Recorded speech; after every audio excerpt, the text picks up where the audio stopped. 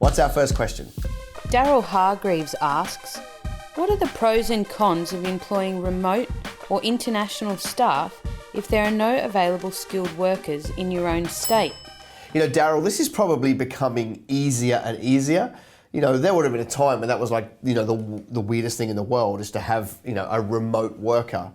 And, you know, because of the specialization in industry that we're seeing today and because of the skill sets required, it's very, very difficult to get some people to, you know, either in your backyard or to move to your backyard, you know, to work in your business.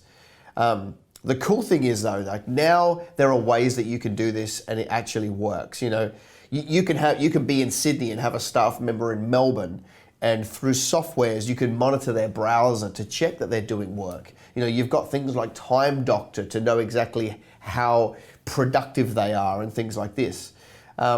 It falls over when there's no monitoring. So the world of autonomy is a bit of a lie. You know, like giving staff full autonomy is not going to be at their best. So allowing to work remotely, you've got to have a series of, you know, reporting or key performance indicators or something, some feedback loop so that you can see on a daily basis that they are actually producing exactly what you want.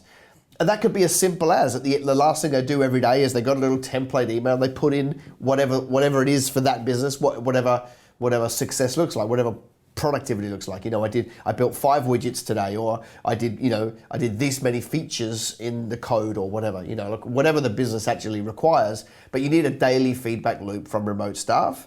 You know, and that's the trade for them. You know, it's a little bit of paperwork or it's a little bit of micromanaging, but in return they get to work remotely. You know, one of the investments that I'm in at the moment is a tech startup, and like anything in tech, like it's really hard in Australia to get very, very gifted developers, and this is a particular language inside Ruby. For those of the tech people who would know what I mean, Ruby on Rails.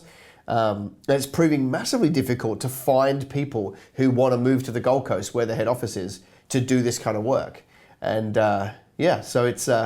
I get it. It's a bigger and bigger problem. The cool thing is that it's getting more and more normal to have remote workers. Your question was around remote or international. Obviously, remote in Australia gives you a little bit more control than remote internationally. There's no language barrier usually and things like that, which help. But it's all about being able to manage their daily productivity. If they're remote and you can't oversee what they're doing, or it requires such an intense level of intricacy that you can't oversee it, it's probably not going to work.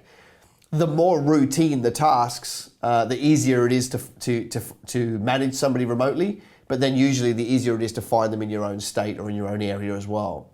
So I would say to you, yes, it can be done. You know, the pros of having remote workers is you don't need big offices. You know, like if you've got 10 staff and they're remote around the country, you know, you need one little office to work from to keep everything accountable. So that keeps your overhead down. The cons are that they don't get to meet. You don't usually get to drive an amazing culture.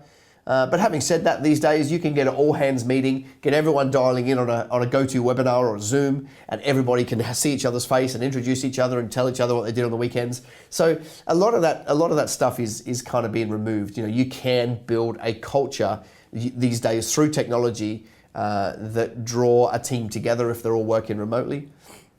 I would say it's not as good as everybody working in one space where, you know, they can sit around the lunchroom and have a chat. But it's really, really close now, given technology. So I would say that it's totally fine. I would say more and more industries are going that way, you know, because it allows you to be agile, allows you to be fast, because you don't have to pay removalists to get these guys to come down, or, you know, you can literally just find somebody remotely, get them started and get them running straight away. So it allows you to scale quite quickly. So I would say generally, it's obviously ideal if you can get them, you know, to work with you, but that's getting harder and harder, and it's totally okay to get remote as long as you're watching their daily productivity.